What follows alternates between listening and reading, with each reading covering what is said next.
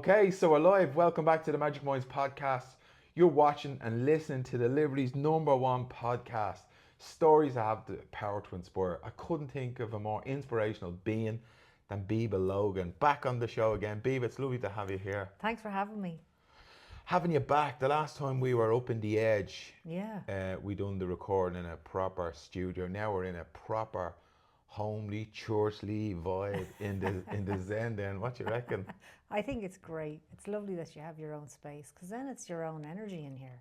Yeah, I think so too. And as much as I love the lads and they've done a great job, I do love it here as well. Yeah, it's your vibe. It's I have all my trinkets and Jesus, and There's a lot of trinkets here, guys. there's a lot of trinkets, but I just love hanging out here. Yeah.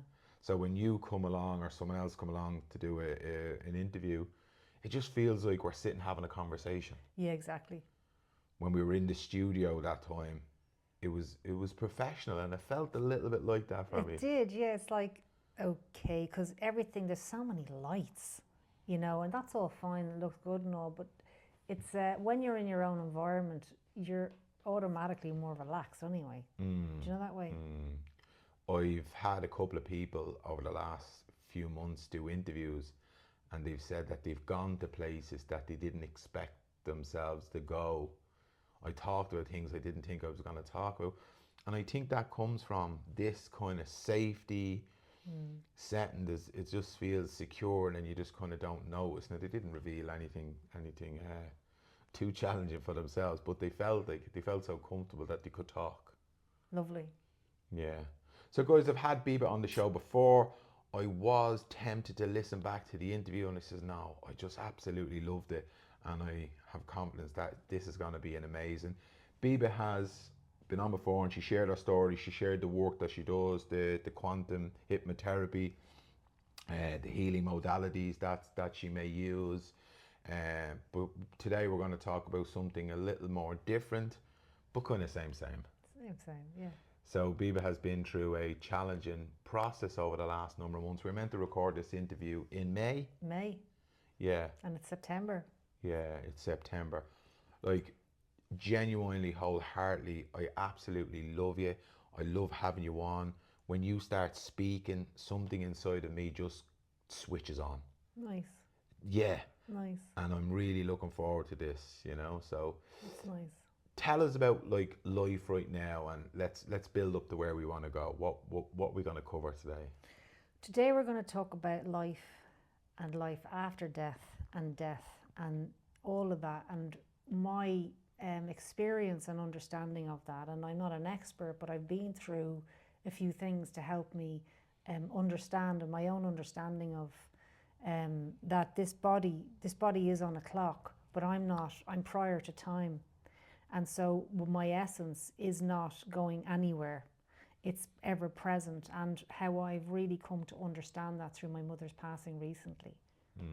I think we that's kind of where, because it's just so in my reality right now, like that's right there. It's activated, so that's the only thing I can really talk about, because that's where my heart is. Do you know what I mean? Yeah. And you're the same, like your dad passed away only a year ago. Yeah. And I was fascinated, and I was really enamored when I went to the removal, what they call the funeral of your ma, Dolores. Yeah. Just your approach to it, like it was a beautiful thing to witness, being in there, and I was like, wow. But I wouldn't have always been in that position to see it from that position either. Yeah. We would have probably got lost in the sadness and the heartbreak and the pain and a lot of my own selfishness and thinking about my own family. But when I went to yours, I was 95% present, listening, watching, absorbing the information, and it was beautiful.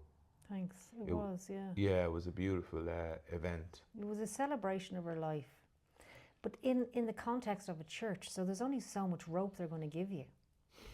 So when my mum passed away, my brother said, I don't think I can do the funeral. Can you look after everything? And I was like, okay, all right, I've never done that before. So you have to go to a funeral home, and it's all the men in suits, and you're thinking like, how can I dodge this? Yeah. Because my mum didn't want a funeral. Right. because my stepdad, her husband, passed away 8 weeks before she died.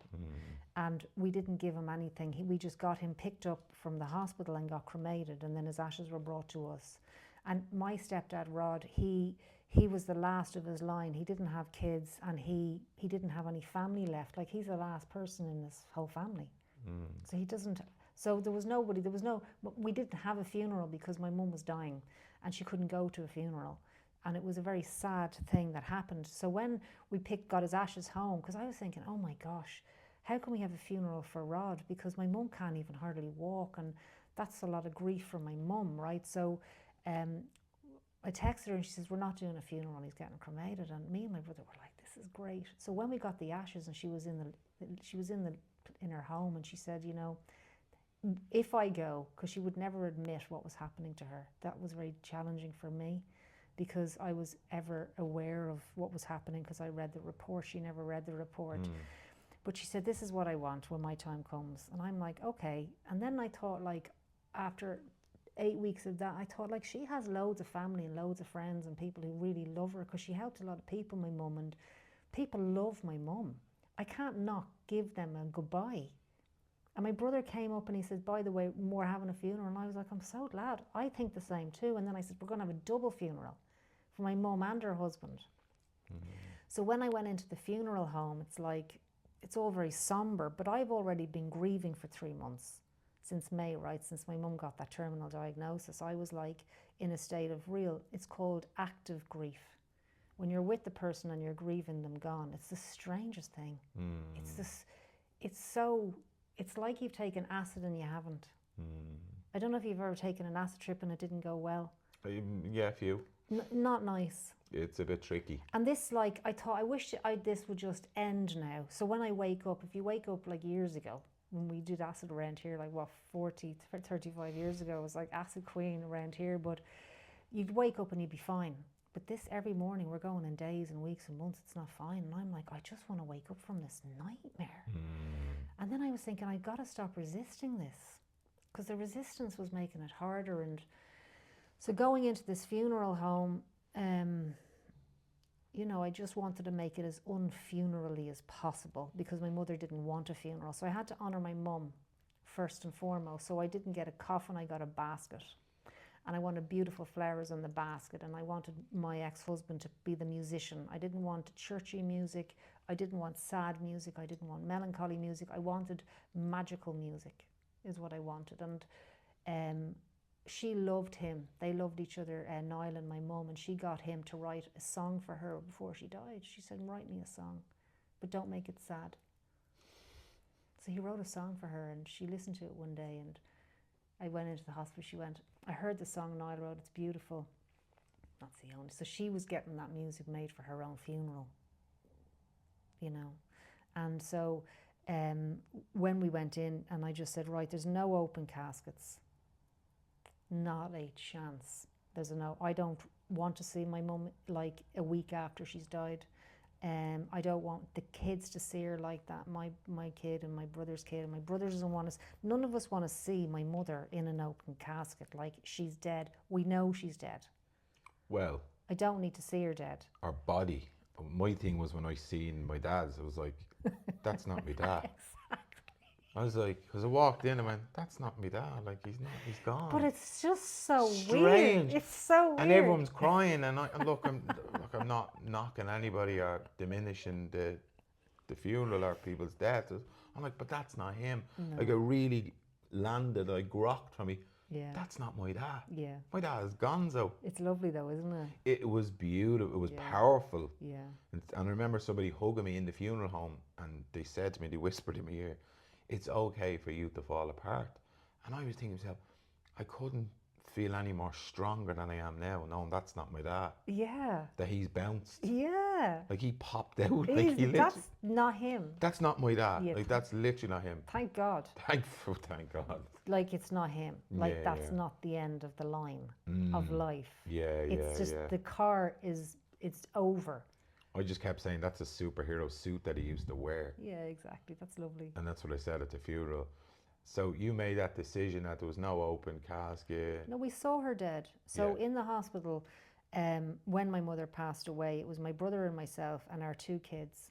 And it was like a 12-hour process. Now, it was a long process, but we were there actively together from the morning until 10:30 at night. And she just slowly took her last breath for like 10 hours, which is, difficult to be in that environment. But we were all together and we were talking and we were sharing and we were crying and we were laughing. And eventually she did leave her body.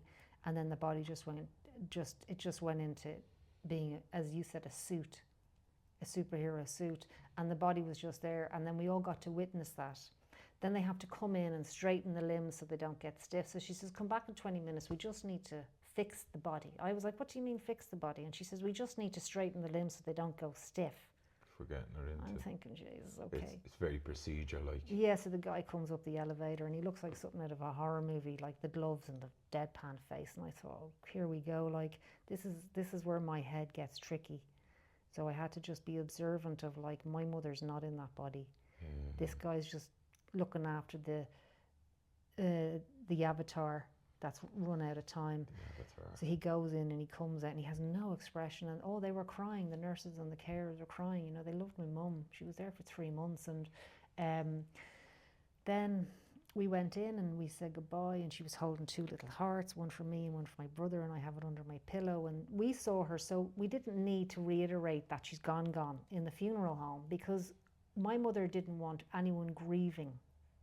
We weren't allowed to grieve her passing of her husband. She said, he's not dead as far as I'm concerned, he's alive. So, let's just stay with that. When she was saying that, does she mean as in she's interested in the spirit life, afterlife? Is that what she was saying? She was like, I just can't go into grief with him gone. He's not gone as far as I'm concerned, he's still here. So I don't know what she meant by that. Okay. I let that. That was her coping skill. She said, like, if I'm too sick to grieve. She said, and it's I'm in so much pain, I can't grieve. I can only just handle the pain I have today. Wow. There's nothing else I can take on. So we didn't grieve. So in the funeral home then, we was like, okay, we get our own music. And the church was cool. I said, there's 2 funerals, by the way, 2 eulogies. And they were like, fine, no problem. We found a church that was accommodating, because a lot of religions aren't like, well, maybe, we have this and that. And so when I went there in the morning and I met my brother in the funeral home before we go to the church, it was just the 4 of us again. He said, Mum's not here. She's not in there. I was like, I know. He goes, Mum is not in that basket. And I was like, exactly. And he goes, we're here to celebrate her life today. Beautiful. So we were on the level that the whole time, without ever discussing anything, him and me the whole time were just synced in. We were synced in for 3 months. He did the night shift, I did the day shift. We just rode right in together. He was amazing. And he said, like, if you need this, and we had to feed her cats. And so everything, we just had to go. We were like 2 ice skaters. Nothing was ever spoken. It was just naturally. Beautiful. That's what love does, because funerals can be the opposite way. And it's not a judgment, it's just to understand it can be either this or it can be that. And this is a beautiful way to do it. Yeah. It doesn't spiritually bypass the grief, the sadness, the loss, the pain, or it doesn't. It just makes it a little bit easier. Well, it's not about me or him, it's about my mum. Yeah. What would my mum want? What would love do? Beautiful. My mum would want us to be celebrating her life. So that's what we're going to do. We're going to overcome everything that we're feeling, and we're going to celebrate Mum's life, and we are leading our kids by example into that. Yeah. So they're like, my daughter was upset and she's looking at me and I'm not crying because I'm kind of happy. For some reason I was really happy that day, and that kind of really was interesting to me. I wasn't happy as in denial. I was just in felt good. Felt joy. Yeah. So went into the church. Felt that from you. Yeah, and it felt good, and it was a celebration of her life, and I thought my mother could handle this. If she was here, she'd say, yeah, this is cool. You did nice. This is good. Good job. That's what I wanted, and that was my loyalty to her, And when you really peel back the stories that you have experienced and that you tell yourself every day, and you just go, that's my mum. She is the only reason I'm alive. She's the only reason I'm here and my daughter's here. She's the only reason I get to experience this reality. So I'm going to honor that first and foremost, and do everything in my power to love her as much as I'm capable of loving anybody. And so much stuff came up in the 3 months in the hospital, like things, you know, things I've worked on, things I've worked on for years, these clouds clipping in, and I'm like, whoa, now is not the time for that. I'm looking at her in the hospital, and then I'm looking at a memory, and I'm thinking, no. And then my brother be there, and it was just the love, it outshone all the darkness. Oh, brilliant. Yeah, permanently, every day. And 3 months, 4 months is a long time. A long time. Because it's all day, every day, all night, every night. What do you think were the things that supported you and helped you and got you through those challenging times? You know, sure anyone's listening to this, because I, like you, we had my dad home for a year. Wow. In palliative care, and him and my ma didn't talk about the thing why he's at home in palliative care for. He didn't talk about death. Did he not? So I'd be in the room saying to him, you know, talking about stuff and all, and, you know, like, keep the faith, Matt, I love you, you know, and he was like, how do I prepare to die? And we'd have them conversations, and I don't remember, I said, but this is what I think I would do. And so they'd go back out, my ma'd say, did he say Anne? I'm like, yeah, we talked about lots of different things. What did he talk about? Death. Oh, Jesus Christ, oh. Is he okay in there? And then she'd go in and she'd mind him. She was meticulous. She was she's the best wife, best mother. I have so much more admiration for her when I seen the process. But they didn't talk about those things. And she used to say to me, and she said it for years, me and your dad don't need to talk. We just know. But they don't talk about fear, and they don't talk about those things. But they had an amazing relationship. Yeah. One I have had great admiration for and tried to mirror, but it's incredible, but never wanted to talk about it. No, because for some reason he might have fallen apart had he talked to your mum about it. With you, he could, man to man, he could say, right, where are we going with this? But he maybe didn't want her to fall apart. He said something to me which was really, and I don't think he'd ever wanted me, Matt, to say this, or wanted him to hear this, or hear her, for her to hear this, was, I'm ready to go. Wow. Because I was like, because he was having difficulties, and I was like, is there anything that you fear? Is there anything that we can talk about? And he said, well, I don't want to be left in a hospital on my own. I don't want to be on my own. And he says, I'll never let that happen. I'll keep you here. And then that brought me into the conversation. If you take a turn, they'll call me before the ambulance. Will I let you go? And he says, yeah, Matt, let me go. So he wouldn't have never wanted to say that to me, ma, because my ma never wanted to let him go. Yeah. So that's something that he didn't want to talk to her about. But yeah, he was ready to rock. He was just tired a whole year of it at home, and he was always out and about working. Meds. Which? It's the meds as well. Meds, then there's the bowel movement stuff, the mobility, like. It's never ending. It's never ending. But what I did observe in that time, and which was brilliant, and what we know about resonance, he got exactly what he did and gave out. Was love. Wow. My mum minded him, I minded him, I cared about him, we care, my brother, my family. We minded him. There was no difficulty in it, although it was difficult. Do you know what I mean? There was no unnecessary difficulty. There was no fight within the family. There was no, I wouldn't allow that to happen. I done what you did. I done the funeral stuff, and it was an absolute honour. Yeah. But again, I played the game. Like, I was like, this is just for other people. It's not really about me, Dan, his spirit, you know. Yeah. But we just had to do the kind of the circus act, let's say. Yeah, it's and also, that's not disrespecting but it's closure too for people. It's like she's actually gone. He's gone. It's not like, oh, by the way, I heard your dad passed away. It's like, well, I'm at the funeral. I know he's passed away. Yeah. You know, it's different when they see it, or they see it in the RIP. Yeah. It's like, when I saw my mother in the RIP, I was like, oh, here we go. Here's the whole charade of death. And I thought, I am not into this at all. Because my mum's here with me now. Yeah. Like, she's with me constantly. Right. It, like, even now she's with me, I can feel her. So when I'm seeing my mother's picture in the RIP, I'm like, that's very sad. That makes me feel sad. But she's with me, so I'm not sad. Is it a dichotomy, is it? Totally. Yeah, paradox. Yeah, paradox. Yeah, it's a paradox. So I'm looking at this and she's like, don't look at that. She says to me, don't look at that. Yeah. So I don't look at it then. And then I was in bed last night and I was thinking of the hospital and some one of the organs shutting down and the problems with that.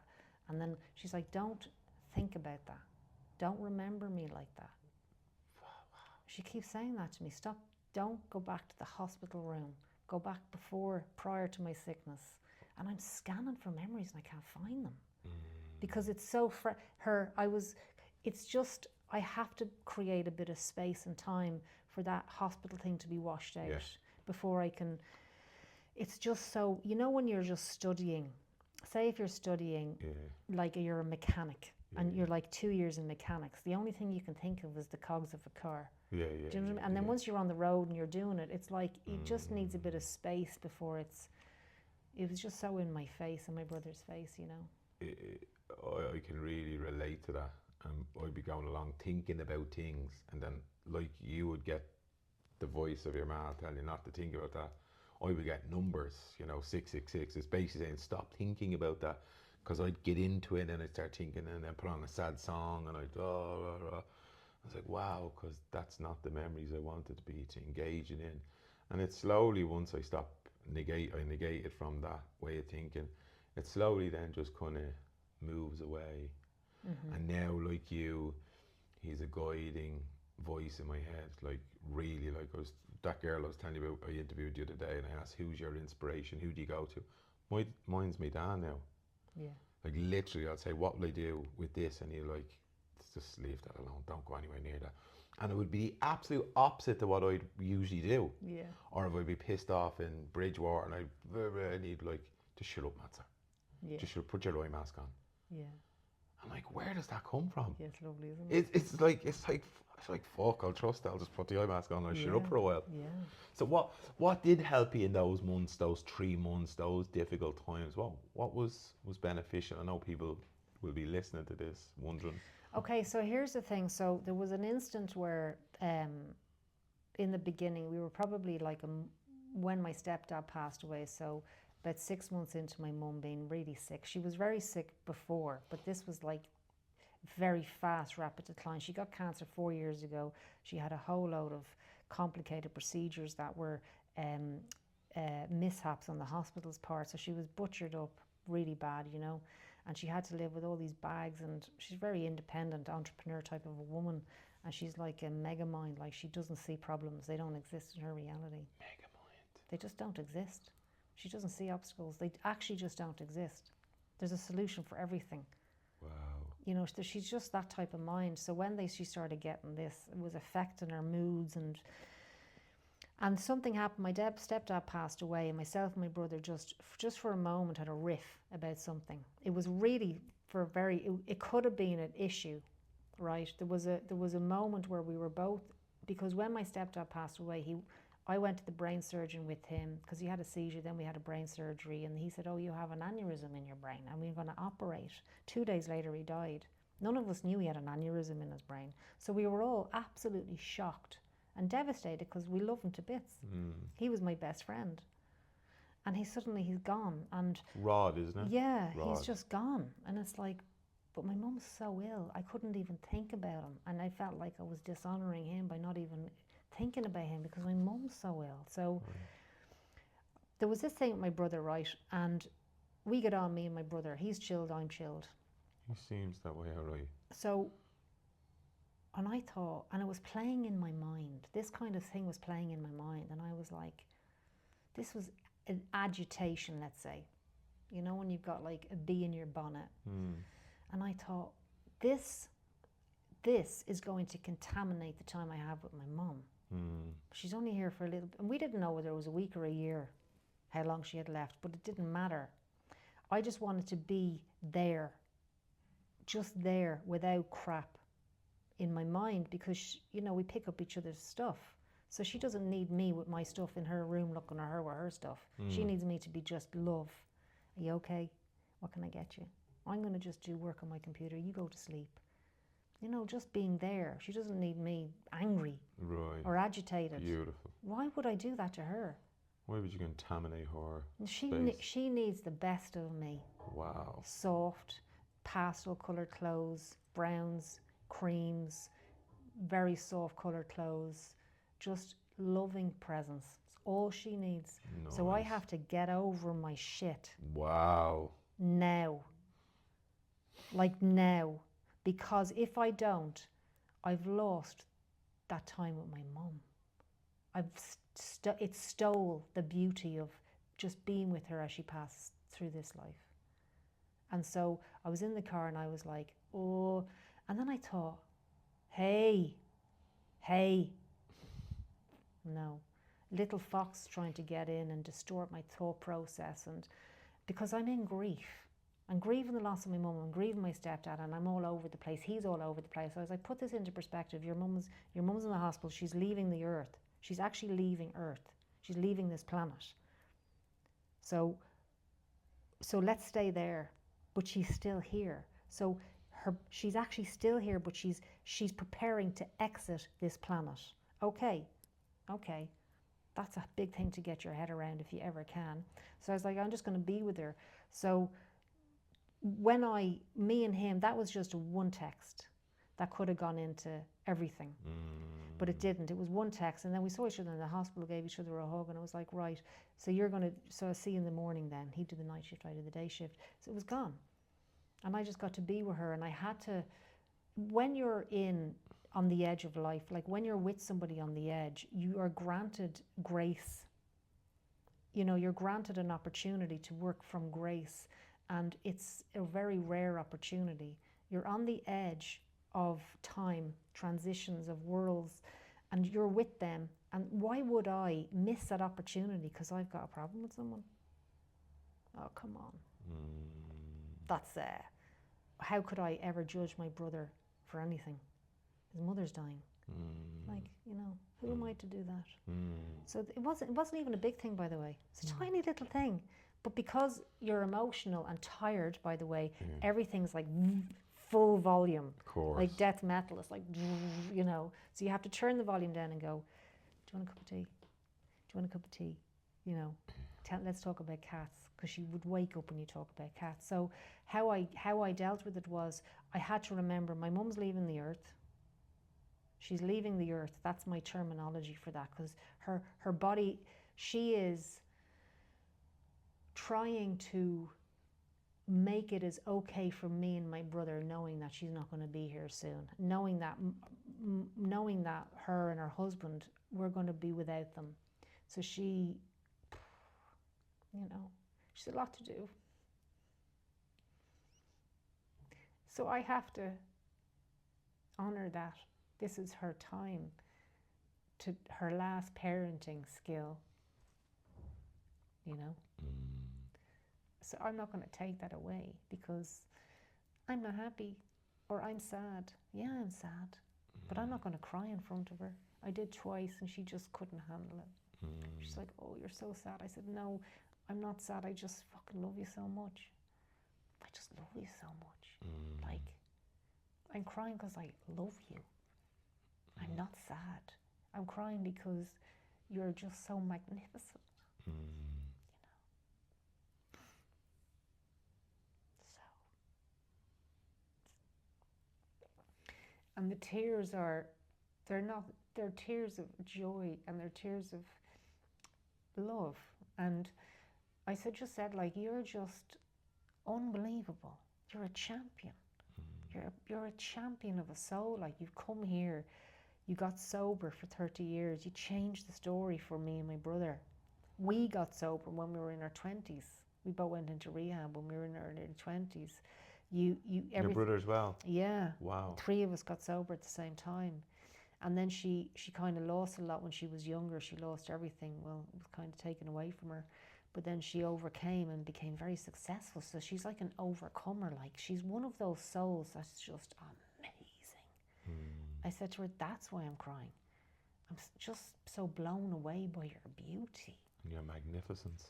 She was like, okay, this is a lot. I was like, I know, it's a lot. It's a lot. I'll come back in 10 minutes. She never spoke about the death thing or anything like that. And I remember there was a point when the doctor said, oh, we put her back on chemo. I said, really? I said, there's a car crash in there. How do you put a car crash back together with chemo? Are you serious? He goes, well, and I said, no. He goes, well, now we have to have this conversation with your mother because me and you are like gone like this. I said, yeah. I said, I totally respect and honour you for your job, but your solution doesn't fit this problem. This problem's way past your solution. It's fucking... So I stood up and she'd send me out. She goes, go out there, go to the reception. You have to push them. So she trained me to be her in that hospital. So my mother's very outspoken. She's quite confrontational. Good. Especially in these medical institutions. Yeah. So she has pain, but she got a painkiller 2 hours ago, and well, she has pain again. So let's go again. But I said, so get the doctor then, please. Just get the doctor, because the nurse has no authority. But there's no doctor. I says, well, when the doctor comes on, get the doctor up to me, because we need a solution like now. And there was a man in there called Shepherd, and he was from Zimbabwe. And this dude was an angel, he would float in, and he was like just such a beautiful soul. And I remember speaking to him one day, because the night nurses wouldn't give her the extra shots of painkillers. And he said, you know, Biba, I worked in Zimbabwe in the AIDS clinics, and I'm a trained nurse, and I'm trained to help people. But there's always these books that we have to go by, the procedures of a country. He said, when somebody's sick, I'm going to assist them. But not everybody's going to do that. They're going to do what the book says. She can only get that every 6 hours. But I actually know she can get that every 2 hours. So I'm going to give it to her every 2 hours. But a lot of people won't go outside the protocols because they're honouring the medical institution and not the person. But I signed up to help people. So I'll give them what they want when they want it. Wow, good man, Shepherd. So he gave me some insight. She goes, oh, she got that 2 hours ago. I said, well, then we can go again. She goes, no, she's not due. I said, now. So I got to be very loving, by the way. We all got on really well, but I got to be very... Yeah. I said to my mum when we found out what was happening, I said, I'm going to be your witness. I'm your witness. Because when she went to the first hospital, when she was butchered, she was on her own. Don't leave your parents on their own when they're going through this, trust me. No. Because they're just a number. So I said, I'm doing this. Like, I'm going to be your voice in this. And she said, great, so I can just relax. And I said, you just have enough going on. I'm going to be in every meeting. I'm going to have every discussion. And I did that, and I'm glad I did, because they forget to give this or do that or this procedure. And you just constantly remind them. So I'm very happy that that's all over now. Because it's like you're dealing with negligence overload, and not on purpose. No. They're just rammed with people, and this is what we do. So I had to go into another gear, and the gear was, my mother needs this now. And I'm quite diplomatic with people, and so I'm coming from a place of love. But so if I don't like somebody, because you can get some nasties, you know, someone who's just getting paid, and I said, I just don't want to talk to you. Can I talk to another nurse? No problem.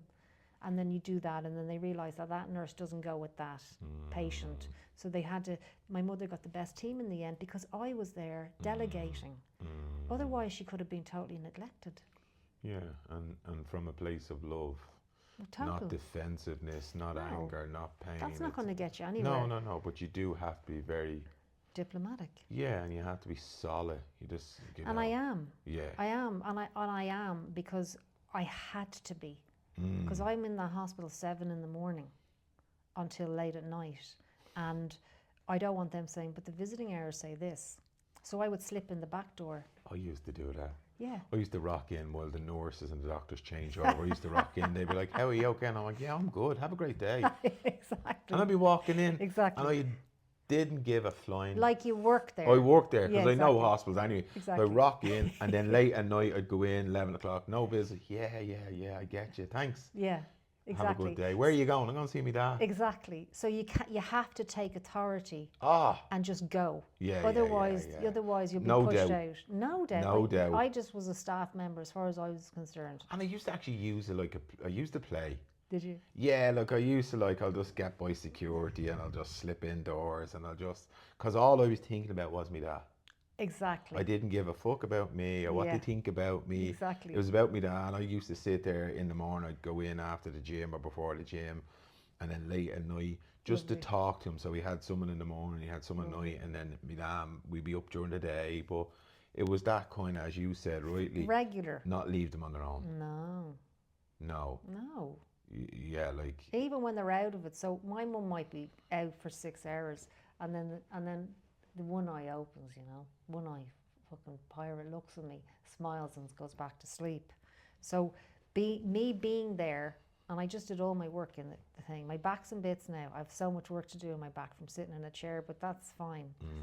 But it's just your presence is very important when somebody's transitioning out of this world. It's really important. And I was fortunate enough, I'm self-employed. My brother's self-employed, so we didn't have to get time off work, so to speak. I make my own rules. So I got to... In life. Yeah, I do make my own rules in life. That's just the way I roll, babe. That's just the way you roll. I love it. Yeah, big time. So this became very helpful in this situation, that I didn't have to say, right, well, can I leave at 4 and all that. Oh, no, I couldn't do any of that. I just was like, shut down my practice 100%. Didn't even answer emails. I'm just with my mum. My mum's leaving the planet. This is the last time I'm ever going to see her in that form ever again. Nothing else matters. Even my daughter was very upset that I was never home. And I said, I love you, but my mum's leaving the planet. She's leaving. I need to be with my mum because I'll never see her again. Like, I really need this time with my mum. She needs me and I need her. And I have my whole life with you. Imagine I was leaving, hon. She'd say, oh, Jesus, Mum, I understand. I had to do all of those things. And now that my mum left the body, she's right here. Literally. Yeah, she's right here. So that's an adjustment for me, because I can speak to spirit realms like yourself, no problem, right? They're just there. They're just other realms. But they're not realms that was my mum or my dad. They are always in those realms. But however, my mum was in this realm and now she's in that realm.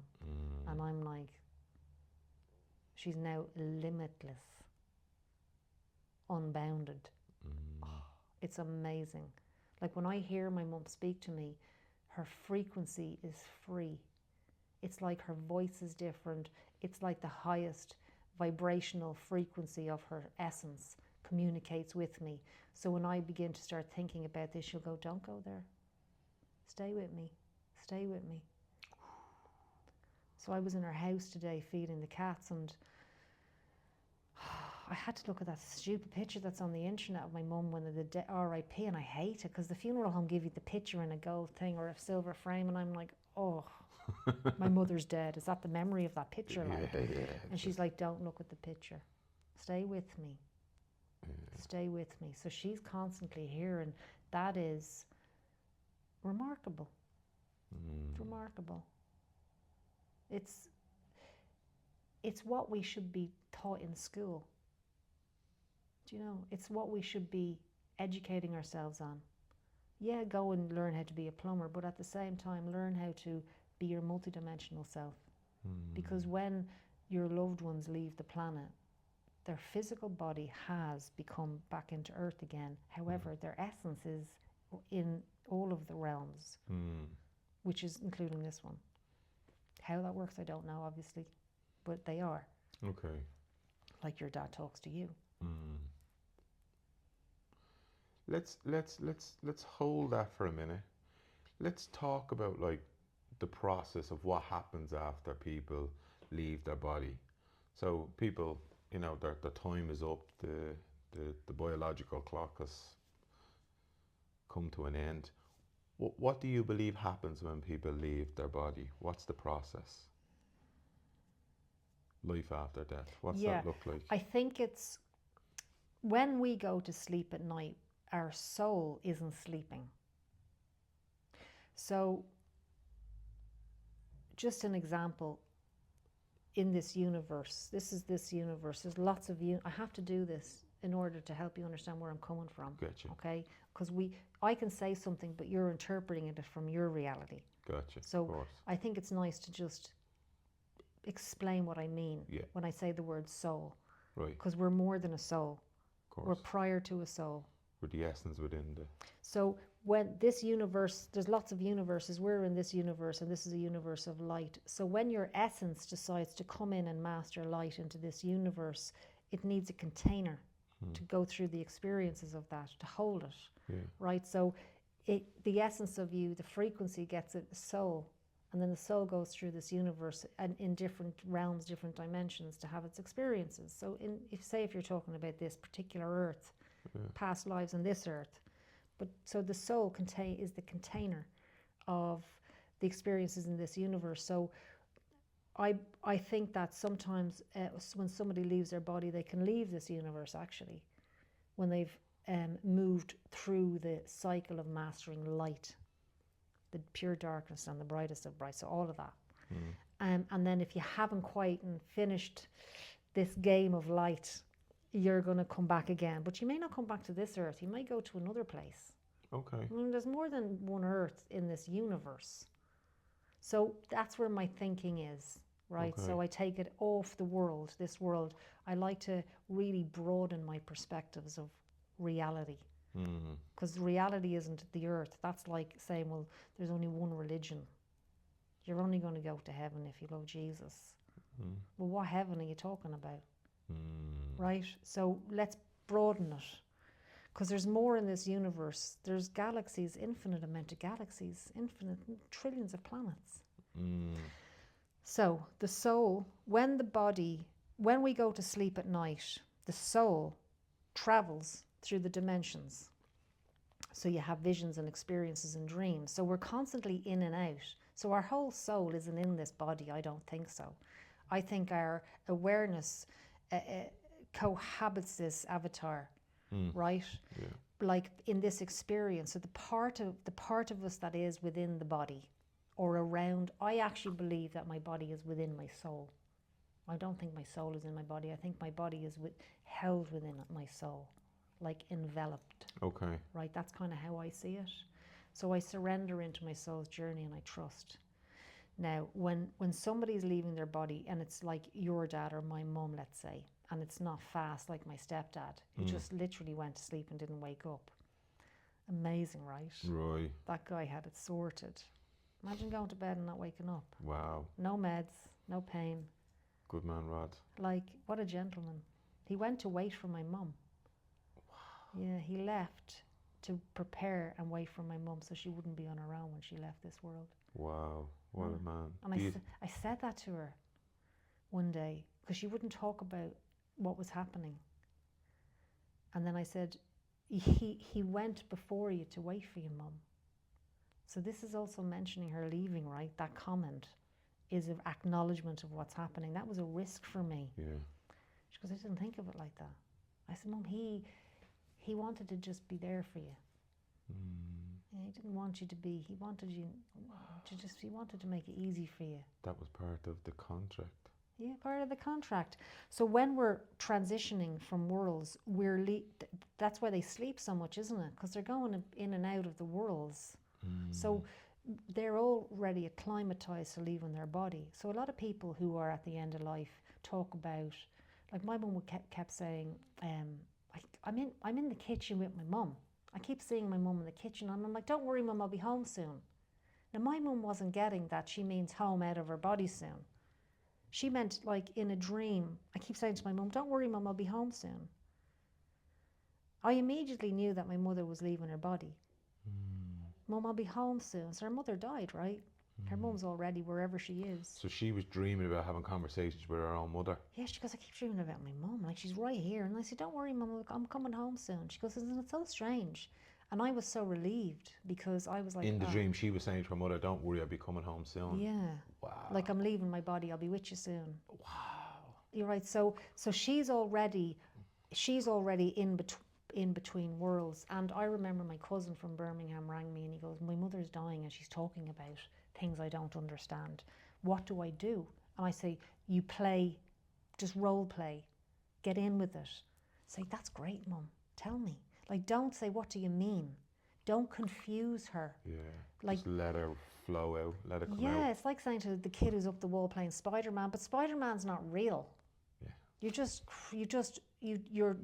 pulling them back into this world when you have to let them go because they're preparing to leave. We have to play in their reality. So you just go with it.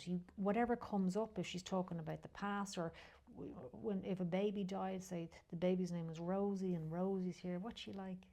Is she lovely? Like, go in with them. Like, facilitate that to the max, because that's them transitioning worlds. Because if I keep pulling her back, oh, mom, I'm stopping her freedom. But mom, I love you. Like, I'm pulling on her. I'm like, tell me, what does Rosie look like? Describe her to me. Wow. Or do you see them? Yeah, who do you see, mum? Who do you see? Now, my mother didn't have all those things, but my granny did. Yeah. She'd be like, oh, I'm 6 and I'm in the yard and I'm in Ranelagh, and that's great. What's it like? It's awful. Yeah, awful. How awful is it?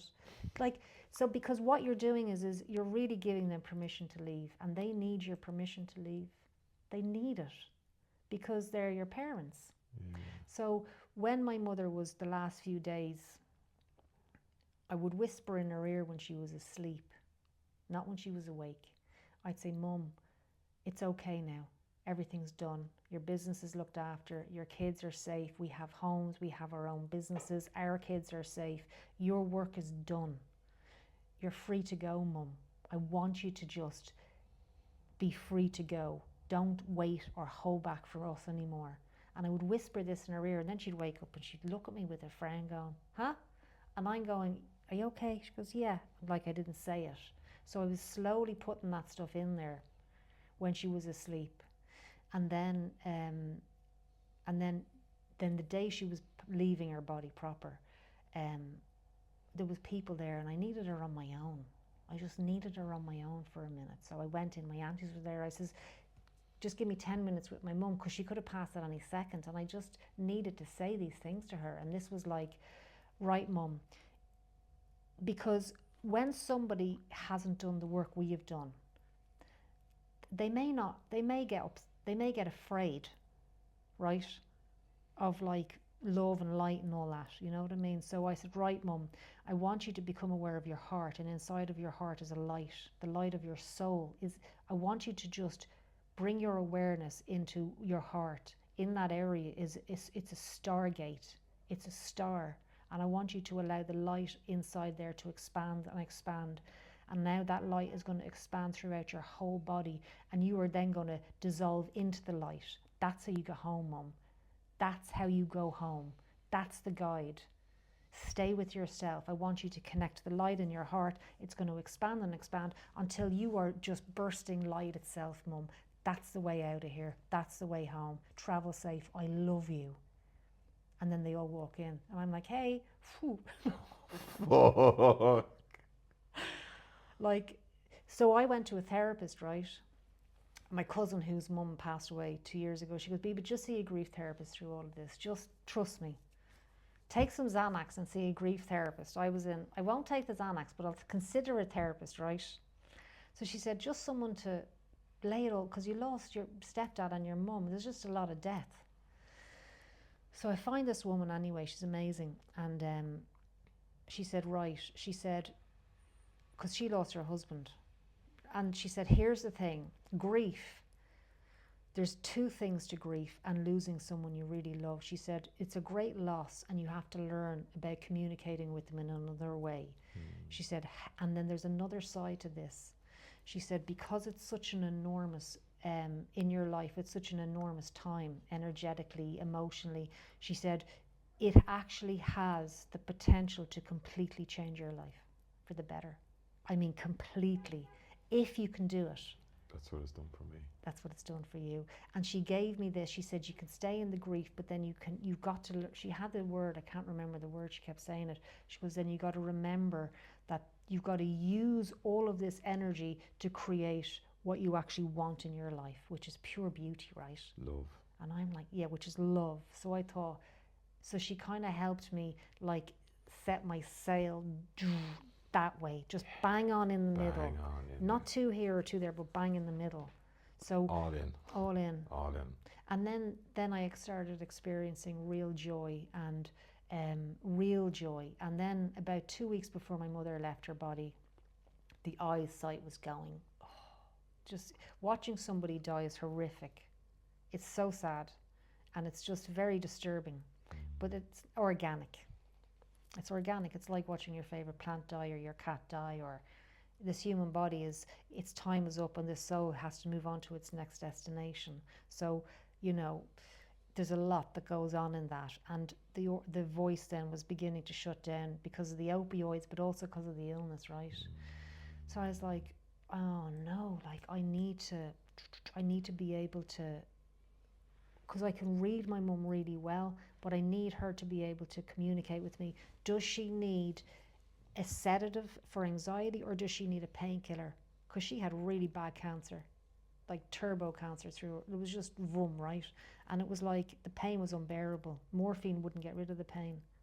So I had to know, did you want an anxiety tablet because of your circumstances, because the anxiety, your mental or your physical, which one is it? Because if they keep giving her the painkillers, it can make the anxiety worse. So you had to gauge this always like a fine-tooth comb every moment of the day. So I closed my eyes and I said, Mum, what do you need? I need a painkiller.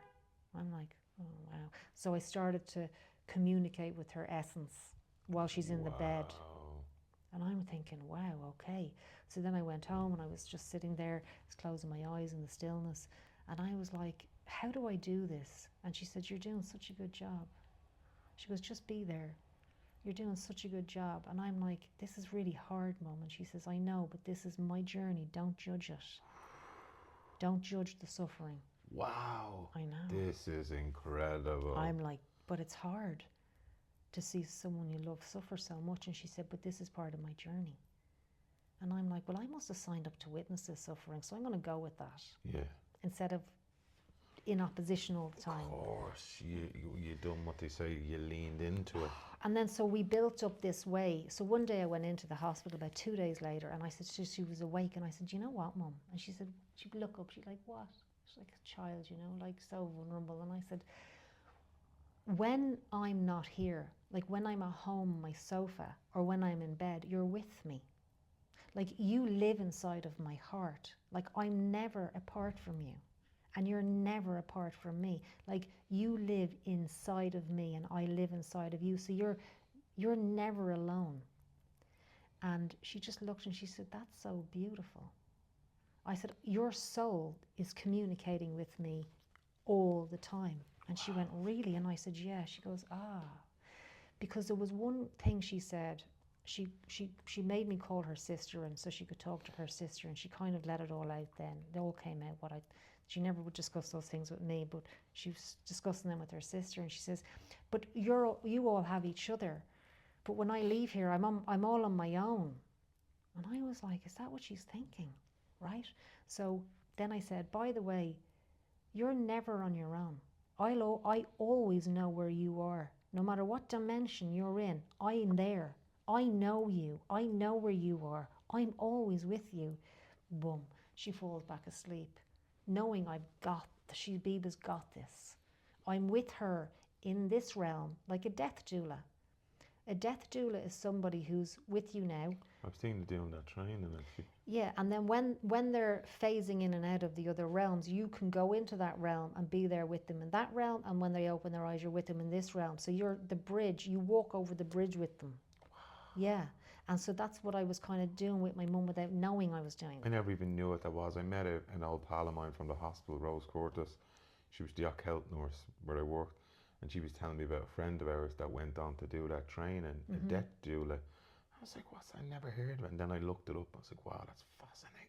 Yeah, it's a weird name, death doula, but Yeah. like that's what they call it. I like it. Yeah, you're helping. You're basically. I could do that. Of course you could, because you're able to be in this realm and that realm, and that's when I said to her, like when I went into the hospital that day, I said, Mum, I know where you are all the time, and when you leave this body, I'm there also. So she's like, okay. She's like, Biba's got this. I'm not on my own. And that's when I said, and Rod is there. That's why he had to leave first, Mum, to wait for you. And she's like, And I said, and your cats are there. All the hundreds of cats that you have. So then I was able to, and it's not make you up, keep you happy talk. This is real. And you know this to be true. This is real. Yeah. So then when my mother, one day is like, I might get sad, I might think about her, and you know, my mom's not here. Now I'm a mum, but I want a mum. I buy her presents, she buys me presents. You know, we shoot the breeze about silly things or big things, you know, and it's all about, I said to the therapist, I said, like, my mum and me have been through a lot. There's years where we didn't talk and we come back together. Like, it's such a real relationship. I like real relationships whereby it's been tested by the fire over and over and over again. And you go through so much shit together and you have so many resentments towards each other, and you split and then you get over it and it makes you stronger. That's a real relationship to me. It's not, hey, I'm never telling you that. It's like, hey, by the way, I don't like what happened there. That really hurt me. Now, this was much earlier in life. You don't do that at the end of life. No. You let that shit go. Yeah, you let that. Like, what I've picked up from you in this process was the selflessness of you. Right. You were so selfless in it all. You know, you really, if anybody wants to navigate through these times, a great way to do it is be selfless. Yeah. And that's what you did. Make it all about that person, all about their journey. And by the way, that just was a natural thing. I didn't think I'm going to be selfless here. Yeah. It's more like, what I'm saying to people is, if you can do anything, practice trying to do this. Yeah, I'd be selfless. Make it about them, and then just, I know it's innate in you, it's innate in me. I can be as selfless as I possibly can be at times. But if you want to try and navigate through this a little easier, do it that way. Yeah, just do it for them. Honor that the only reason that woman is here, I'm here because it's her. Like, she gave me the life I have. And even in my home, she gave me everything I have and all of my independence. Like, when I was a child, she said, never marry a man and rely on a man. Like, marry a man and love a man, but don't rely on him, because if one day that doesn't work out, where does that leave you? Nowhere. Always have your own income. Do things yourself. Do you know? So when if the marriage doesn't work out, you don't fall, like, you only have to suffer the heartbreak, but not the loss of a home and the loss of everything. Like, be realistic. Like, have your wits about you. So everything, and then my daughter's like that. So my daughter's 19 and she's financially independent, and she didn't go to school. Now that's because of that's the thread of my mother. So I honor my mum, and I just got to absolutely adore her to bits before she left the earth. And that feels good. What a privilege. Good. Yeah. Like, I love what that lady said to you, the lady who went to the therapy, that this can alchemize. You know, you can transmogrify this into something beautiful. Like, you can turn this into a loving process. Yeah. That's not easy for people to do, because the pull, the addiction to the misery, to the emotions of loss and tragedy is really hard for people. But you can turn this into a loving process. You get to remember how loving the relationship is with your man. But she doesn't want me grieving, so why would I grieve? Yeah. She's here. Yeah. She's like, don't get sad. Yeah. She says that to me. Yeah. She's like, don't get sad. Is that just a daily thing, moment by moment thing? Do you go into a meditation, or it's just all the time she's with you? Well, I like to set myself up and sit down, and I'll sit down, and so what you do is you sit down, and I lean forward, and as I lean forward, I step into my greater being, which decided to come into this universe. I have to always go back to that, because otherwise I take it all so personal. So you go in. You're looking at something there. I'm looking at the mic went orange. I was just hoping that it'll keep recording. So mine is green. Was it the battery? I'm thinking, I hope that thing doesn't fucking go off. Well, sign language. Yeah, we'll just do sign language. We share a mic. How about that? Yeah, we'll share one. So what I do is I lean in, and as I lean in, I lean into my essence. And as I sit back, I bring that essence into this moment, the awareness of what I am. So now I'm sitting there, I'm like, okay. So I don't need to think about my life today, because my essence is prior to this life. I can deal with all of that later. So I step in and I sit back and I go, And then she's just there. Wow. But she's just there anyway, but I need to put aside my human thinking. I need to put my human thinking is for this human vessel to navigate this reality. It's not for when I close my eyes.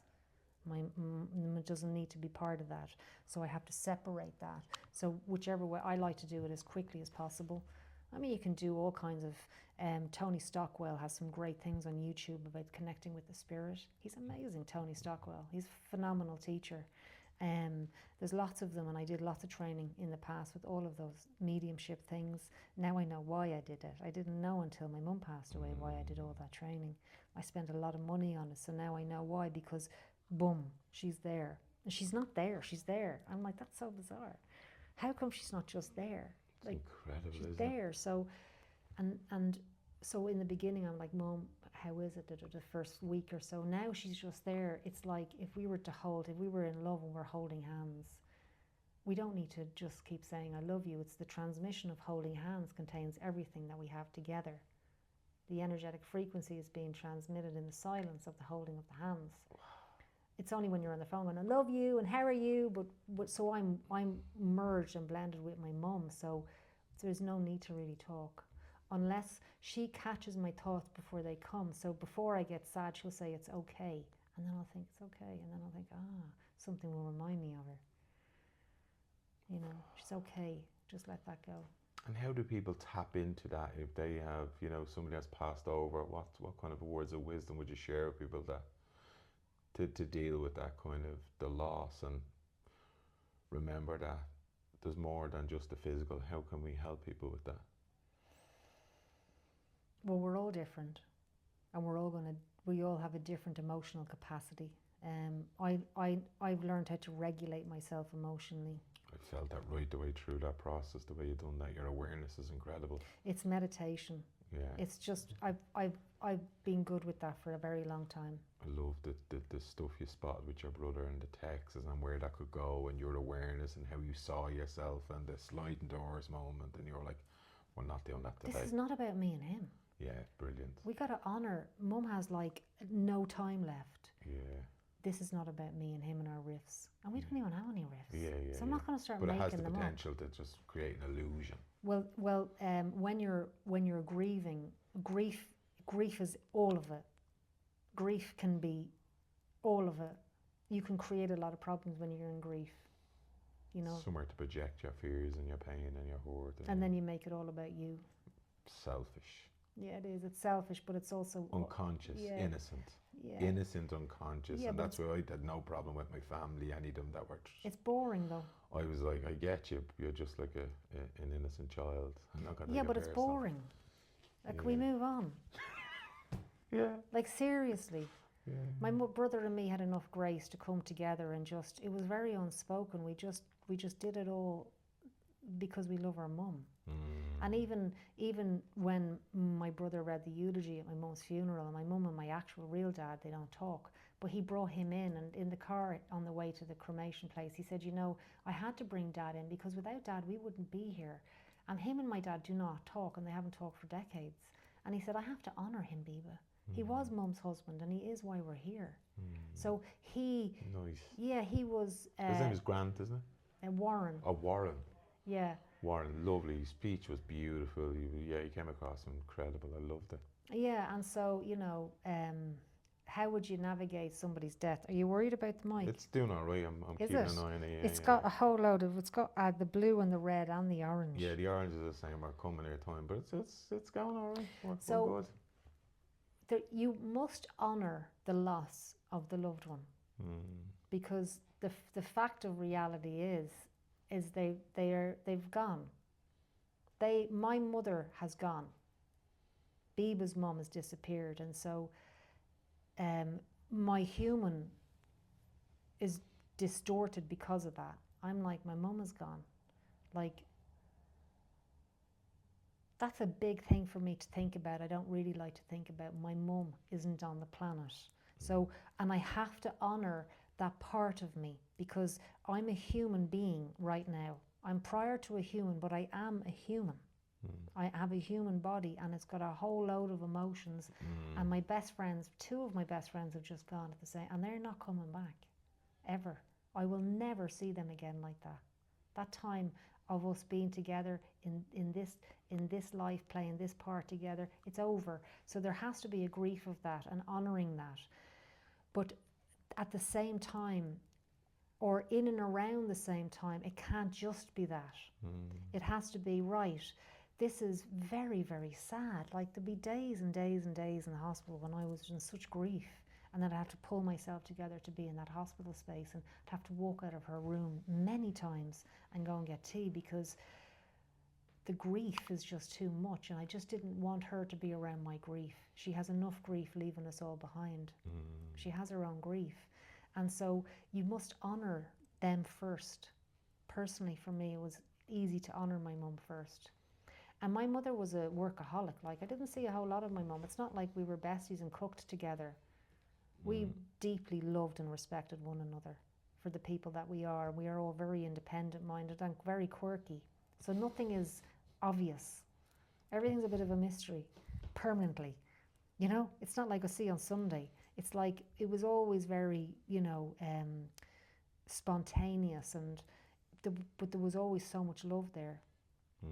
Real love, which to me is more important than see you for dinner on, Like, so I just couldn't believe I had that much time with her. And I remember one of the last things I said to her was, I'm just so grateful for all this time we've had together, that we actually just got to spend 3 months together. It's the greatest time of my life. And she looked at me and she just started crying. And I was thinking, I shouldn't have said that. This is so good. I shouldn't have. I made her cry. Like, that wasn't what I wanted to do. But I had to know that, like, this. As you whispered in her ear, that stuff, same. What you said there, it drops. It goes into the cells. I was like, Mum, like, we've just had all this time together. It's just like the greatest gift. Because in the first 6 weeks before the sickness really caught up, the pain of the sickness, she said, I feel like I'm on my holidays with you. This peace came into the hospital, this peace, and we were in the public hospital at the time, and it was packed, and this peace came in, and it was like a bubble that sat around us, and she says, I've never experienced peace like this, ever. And then she said, like, you say to me, what am I thinking? I'm not thinking. I have the ability not to think, just to be. You think I'm thinking about things. I'm not thinking about anything. Wow. I'm in peace. And this was like 6 weeks. And I said to my brother, who had a fear of hospitals in the beginning, I said, Mum's not going to be here for long. I don't think she's going to make it through this. And I can't have all this to myself. Like, you have to get in here and share in on this. Nice. You have to, because I'm going to have all this time. You're not. You have to come and see Mum. Wow. Because he has a thing with hospitals. Get over it. And he did. Get over it, Warren. Good man.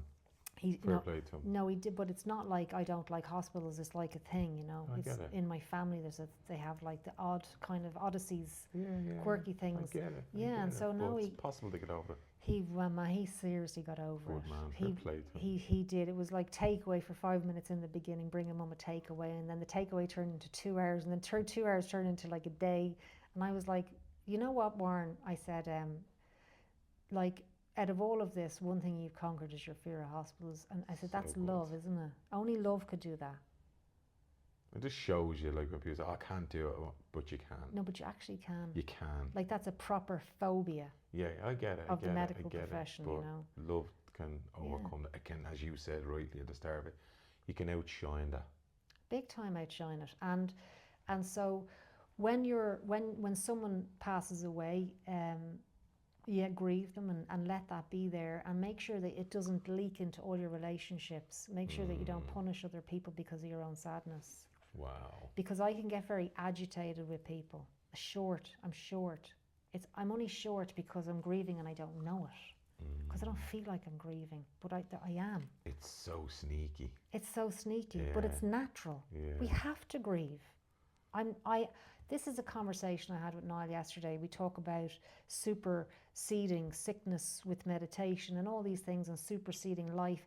But we are organic material also. This is organic material. You have to respect that and be aware of that as well. We are, prior to being human, like we are more than a body. However, we don't die and we're not born. But at the moment, my awareness is in this body. Yeah, right? We're here to have a duality experience. And so I have to honour that this body misses that body. Yeah. A lot. And that grief has to have its place. But I can't let my spirituality wash that out, or I can't let my human wash that out. I have to honor that I'm multidimensional, and I must fly with both of them as much as I can, right? Because as my brother said, I can't lose myself in this because mum wouldn't want that for me. He said, I must really be happy in my life. That's what my mum would want, isn't it? And I said, exactly. Because on the phone call when she rang her sister, she said, my 2 kids have lost both of their parents. They now have no parents there are no parents. Don't let them lose themselves. If they lose themselves, go and find them and bring them back. Don't let my kids get lost in sadness. Wow. Bring them back. She kept saying that, and I'm listening to her just crying, going, wow. So when my brother said, we can't get lost in sadness, mum would not want that. And I'm like, no, she wouldn't. So my objective is to really enjoy my life. And all the worries and the niggly things, it's always about survival, money. It's all the survival things that the adrenaline loves survival. So it's kicked off, well, did you pay this bill and that bill and homes and this and that and relationships and these little dances that go on all day, every day in your mind. As Tommy says, you can't even take a piss in the morning without like the niggly little things coming up. So I made it to the bathroom the other day, and I was on the toilet, and I went to the bathroom and back to bed, and I thought, I should tell Tommy, I said, I actually made it back to bed without thinking. You know, I actually went to the bathroom, took a leak, and then went back to bed and brushed my teeth, and I didn't think. I had one yesterday, that was the same for me. I was like, this is good, isn't it? And this morning I got up to have a piss, I was like, fuck off! The road show was Can I not even have a piss? It's fucking 3:45. Give me a break. Like the brass band is vroom. But that's not really like that for me anymore. Yeah. Now all those things that were a concern, so there's the beauty in the grief, you see. There's the beauty. What am I actually really thinking about? What's helpful to the universe? Get off the survival loop. You're fine.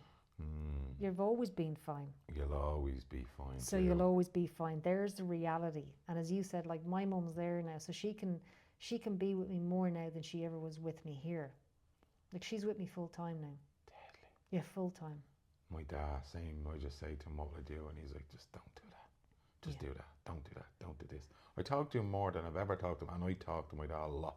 Do you? Like I used to always go down, we'd have a chat at the mark in the stall and love making a few quid. My dad, like your man, that, you know, entrepreneur, like work for himself, loved a bit of business. Even when he was in the hospital, I used to bring up his notebooks for his money and what people owed him, and like, and I'm like that, like you just had a heart attack, they said you'll only last 24 hours. Will you bring me book up? I need to do this, and I'm giving up the job and I'm not working. I collect them from the hospital. We got from here to the wall away, literally drove 30 meters, and he went, I think I might go back to work. And I went, back to work? And he goes, yeah. I went, that's a fucking great idea. Yeah. Why don't you? And before that, he was thinking about buying a bike and going cycling and hanging out with my ma. Yeah. And all of a sudden, he's gone back to work. Yeah. And I was like, yeah.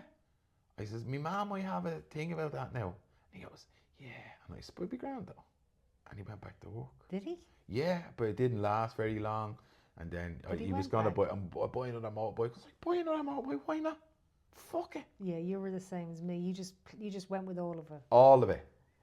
Buy the bike. Encourage all of it. Yeah, like fuck it, you have money there, just buy the bike. Like what? Who gives a fuck? And go for it. Yeah. You play, because I was like, Mum. She was like, what am I going to do now? Because she has this amazing mind, but she's going to work. I says, you know the book you've always wanted. I'm going to write the book with you. You're going to write the book? Yeah, we're going to write the book. Right, get the notes out.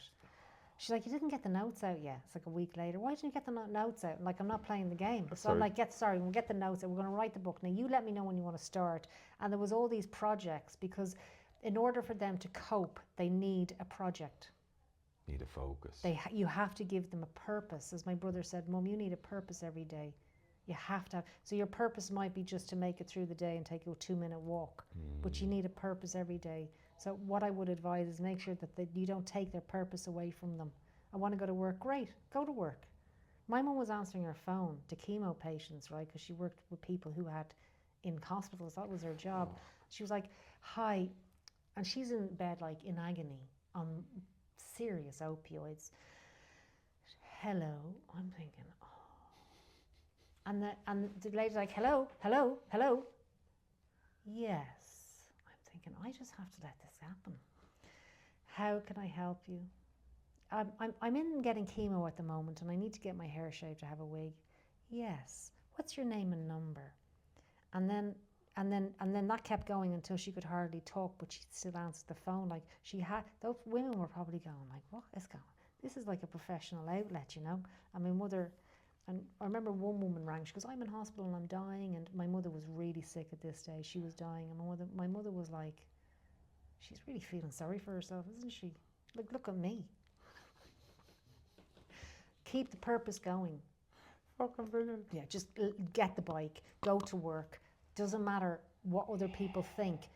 Push them into what they want to do, like facilitate that. Yeah. Because they need to come to this in their own time.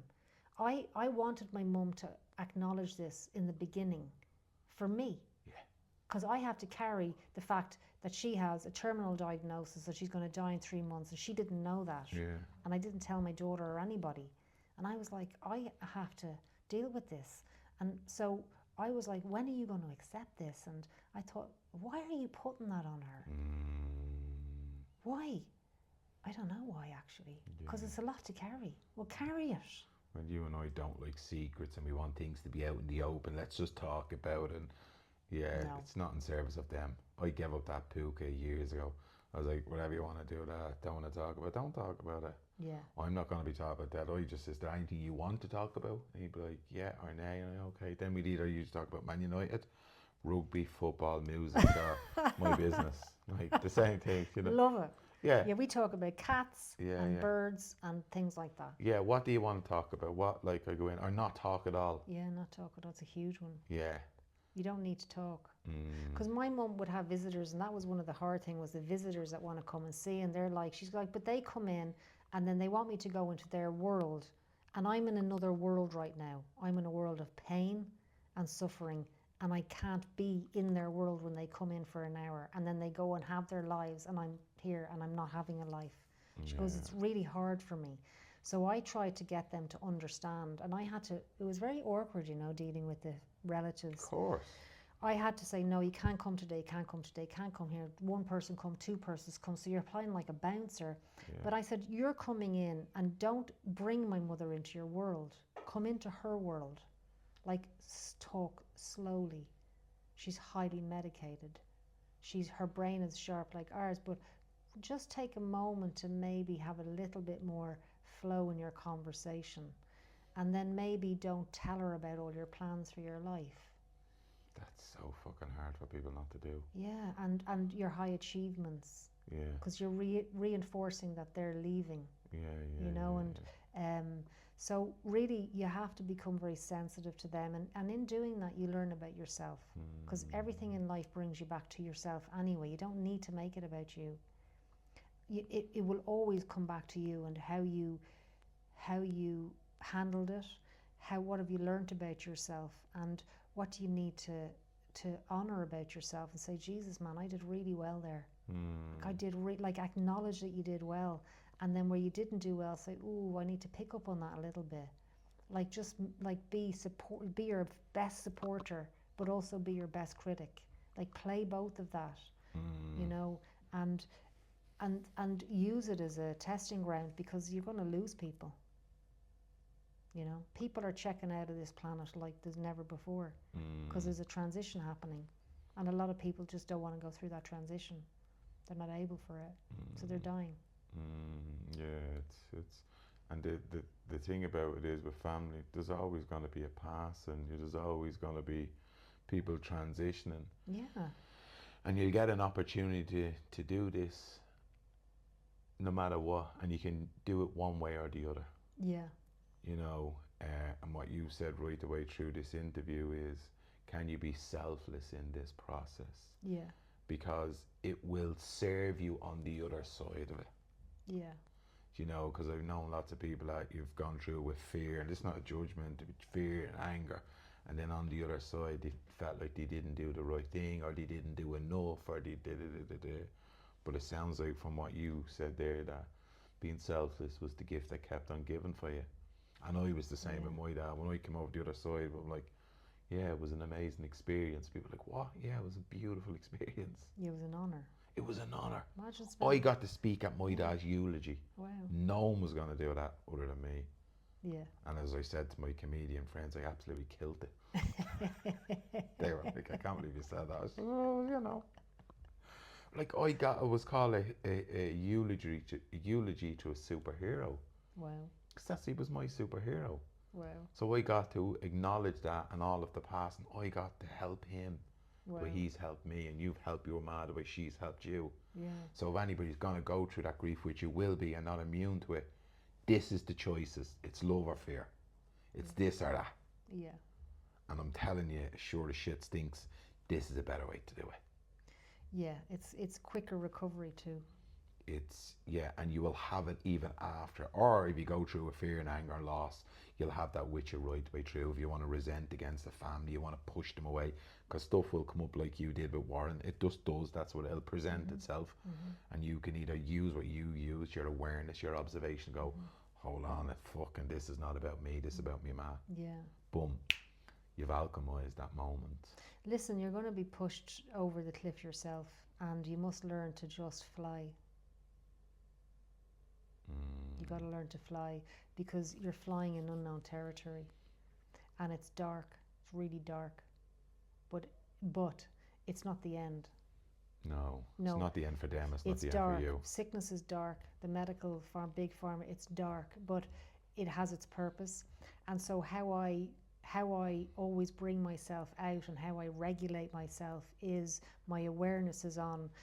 My mother played a role in this life, and in everybody's world we all play roles, and she did an amazing job with me, and she was very bohemian, and you know, we experienced a lot of things together, and as a soul I honor all of her teachings. Not as a daughter, right, as a soul, because we're more than a body. So when we leave these bodies, we're just going to go high-fi, man. Look, so you go high-fi. So when we go into when I'm out of this body, I'm going to high-fi her and say, man, you did so well. Good job. You helped me excel, unbelievably so. Like, thank you for that. You honoured your contract, as they say. Exactly. So that's kind of where my awareness is. It's not stuck in, but you know, like, there's a part of that, but I'm not that. I'm not my story. Yeah. I have a story. You have a body. Yeah, but I'm not that. You're not that. So I honor it for what it is, and then I regulate it by going, but I'm not that. I'm because I know I'm multidimensional, because I have an inquiry about that, and I invest time into that, and I invest time and energy and resources into that inquiry, and it serves me very, very well. And when I leave this body, I know what to do. I know where to go. And the only reason I do is because I've made the inquiry about that for years. You know, I don't just want to go into a loop into reincarnation. I'm not interested in that reincarnation loop. Well, how do I get off that? Close your eyes and find out. So a death doula can travel realms. And so when you leave this body, when you meditate, when you leave this body, you're unlimited. So we're unlimited beings, but when we're in a body, we have limits. So the mind can only see a certain bandwidth of the life frequency. That's why we can't see spirits and ETs and all of that, because we can only see in this body. Come out of this body, you can see it all. But in this body, it's limited. But when we're out of this body, we're unlimited. It's limitless, because there is no death. The death is of the avatar, this organic plant, let's say. It's going to die. I'm not going to die. So if I'm not going to die, then where am I going to go? So when you close your eyes, and say if you get up at 4 a.m. and it's pitch dark, and meditate at 4 a.m. and you travel those realms, you learn to do it. Your soul will guide you. You don't need a guide. Your soul will guide you. You can use guides in the beginning, but really start relying on your own essence, your own soul, and it will begin to ask questions. Where do I go when I die? I don't like there. Well, then you don't go there, do you? You go, where do I go? I want to go over here. You learn. So when you do drop the body, you're not like confused. You're like, oh, okay. And there's no regrets, there's no attachments, Like, I don't want to regret thinking, well, I just went to work and I visited my mum on a Sunday. Imagine living with that. The grief therapist said to me, do you know how many people regret? Do you know how many people regret the time they didn't spend with their loved ones? Most people, Biba. I'm like, you're kidding me. She said, no. I'm like, but I personally couldn't do that to myself. The regret of not actually spending enough time. So I'm like, I don't have that problem. She said, no, you don't. That's a really good thing. So when I drop this body, I don't want to be dealing with regrets. So I have to deal with my issues now. So my life's work is dealing with my human story and allowing that to be on a train. It's a train of thought and making sure it's clean, you know, and it's not like off the tracks running mayhem over here and car crashes here. And no, I got to clean it up, and I will do whatever it takes to clean that up, especially with parenting. You know, the guilt of shitty parenting in the beginning or all of that stuff. We all have it. You must clean that up because you don't want to be attached to that when you leave your body. You want to know that that kid knows you love them unconditionally. Get that in this life. So you don't stick around trying to compensate when you're out. When I'm out of this body, I don't want to be sticking around in regrets or fear. I want to go home, you know. I want to go to where I came before I arrived here. Back to source. Yeah, I want to go home, like. Wow. What's source to you? Love. Love. Infinite love. That's all there is. So that's where you want to go. Just love. Yeah. So, but you've already anchored that into this reality. Yeah. You see, you've already mirrored that here. You've mirrored as within, so without, as above, so below. Like, you've already brought that reality in here for yourself. And you're ironing out the stuff. Just ironing out the creases. As just some family members just don't want to align with it, you know. I'm just like, but I have to stay. I have to stay. I have to stay. Where before I'd have buckled and I'd row the way they want to row. Now I just have to stay. This is what love does. This is the way. I am the truth. I am the light. I'm the way. Yeah, but also you want what's real. Yeah. So if that relationship's not working, walk away. Yeah. You can't just, if somebody doesn't want to be there, let them go. Yeah. If that relationship, like I'm at a stage now where I'm like, I only want what's real. And what's real is what resonates with my soul. If it doesn't resonate, what am I trying to make it resonate? So if I'm having a thought process and it's still rattling, I can't seem to just get it into harmony, this thought process or this situation. My awareness has to stay on that and go, why is that rattling? Why is that not like a tuning fork? Why is that not in harmony? Why is that note out of key? Like, my role is to conduct all the things in my life into a symphony. And when there's an injection of disharmony, I must bring my awareness onto that and look at it objectively and say, what is that? Why is it not like, what do I do? First question is, what's it doing here? Why is that disharmony come in? So then the human will go, but it's causing a shitstorm. Yeah, we'll deal with that in a second. What's it doing here? How did it get in? Okay? And when you look at it like that, and then you go, right, now I need to clean this mess up, because this is like, did I invite this in, or did someone bring it in? And so I have to now really very clean up what doesn't work anymore. I can't bring a plant back to life if it's dead. Like, some relationships just have to be let go. Like my dad, I don't know where he is. I haven't known for years, and I'm not. And my daughter's like, you should tell him and find him and bring him in. And I'm like, hon, I just love my dad. And I honor the fact that he really doesn't have any hold or parental responsibilities. He doesn't house that. And just let him go. Like, let him be a misfit. Like, let him. Leave him. Let him be. I don't need to make him resonate to me because he's my dad. No, he's not. He's a soul that's having a human experience. I love him, regardless of whether he's in my sphere or not, because I feel him. I can feel him. I know he loves me. I know he does. And even if he didn't, he didn't. But that doesn't need to then contaminate my relationships with men. Do you know what I mean? Yeah. It can Yeah. so easily. It's too easy. It's so boring, that game. I'm so done with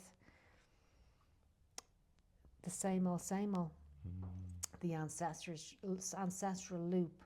Copy and repeat. So when we stop a pattern, we are unraveling all the ancestrals that are in for freedom. So you're not just releasing yourself, you're changing the past. You're actually releasing souls, actual souls from entrapment. Wow. Yeah. There are entities. Do you know what entities are? They're soul fragments from us. Entities are soul fragments, and we're going into a time called the Great Convergence, where everything's going to be harmonized. But we need to do our part to clean up our lines on that. So when you're doing the work, it's not just for you, it's for those soul fragments that belong to your whole family line and you in other lives. Like, it's so big. So big. Start thinking bigger. And the reason why I say that is because it will take the emphasis off the problems in the now that are like that. Like my mother's death and her leaving was like so in my face, it was too big. So I was like, right, just love her. It's the only thing I can do, because it's just too enormous what's happening in my world. We've just, like, everybody, they're leaving and the kids are devastated, and the businesses and the cats in the house and the navigating all their stuff. It's like, just love her. Put all that aside and love her unconditionally and tell her she's amazing. Like, tell her. Wow. Yeah. Like, you're amazing. Like, go for it. Just go for it. Spill it all out. Without being way too over to the top. No, there's a way of doing it. Yeah. Just to remember, I used to put my hand on my dad's heart every time I left him, and he used to say, Matza, you're my right king, you're my hero. Keep the faith, I'll be back later. Really? And he says to me, Matt, why does he do it all the time? But all I was doing was touching his heart to keep him here, and then also just to remind him, like, no matter what you might be feeling right now, you're my hero. He loved that. Ah. He loved it. I fucking loved him. Yeah, like, soul's connection, you see. It's just like in times of difficult, I want him to remember, you know, you might not feel like you're Gucci best, but you're still my hero. Wow. Like, even the way you've navigated through this, like with dignity and pride and honor and just love. He's just a good man, you know. Yeah. And like, if that's what you can do for these people before they leave, that's it. Like, that's how you can show them you love them. Yeah. Or as you said right away, just show up, just turn up for them. Yeah. You know. Yeah. Exactly. What's the one thing you'd like people to leave this interview with? What would you like them to take away after listening to this powerful conversation? That we're all going to leave this earth. We're all going to leave. So in different ways and forms. And not to get caught up in how and when and why, but actually we're all going to leave this earth at some stage. We're on it. Our physical body's on a clock. And use the time, have a relationship with the time. Don't work against the clock and shove it all in, because the only thing that matters is your relationships. That has to come first. Your relationship with yourself, knowing yourself. What does that mean exactly? Go and find out. Go find out. Go find out. Figure it out. Because if you don't figure that out, none of these relationships will be in harmony. You have to know yourself. Do what it takes to find out what that even means. And then all your other relationships, they're all, the most important thing in life is your relationships with life. And life is you and other people and your animals and your plants and the earth and all those relationships. Because witnessing someone leave this planet who had a lot, she accomplished a lot. The only thing that matters was the actual quality and integrity of her relationships. That's all that mattered. So I have to take that lesson and go, right, I need to value my relationships more because I haven't been. Of course, I love my relationships, but I haven't valued them. Now it's much cleaner, my perspective on my relationships. I just need to value human relationships more, you know, and that would be the only thing I would like to drop in. That would be my lesson for this summer. That's my lesson for this summer. Beautiful. Wow. That was incredible. There's so much in there, whether you're going through the passing of a loved one, if you're going through a difficult time in life, there's a way to do it, and there's a way that won't be helpful going forward. And love is always the way forward. I've never heard of anyone that has chosen love and it not to turn out good. And it seems like you have done that. The level of honor, respect, awareness, all the years of the work you've done, the meditation, the internal exploration, it came to fruition as you went through this transitional process with your ma, and she was the benefactor because you were the benefactor of the love that she afforded you over the years. It was just like, it was just a return on investment. Yeah, inner excavation. Yeah? Do you like that? Yeah, I love it. So that's what this work is all about. When we do this internal exploration and we go inside and we know thyself.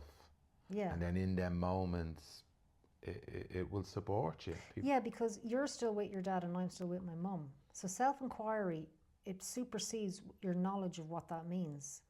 So me knowing myself means I know my mum, which means she's still here. Yeah. If I didn't know myself, I wouldn't be able to communicate with my mum because I wouldn't know my multi-dimensional self.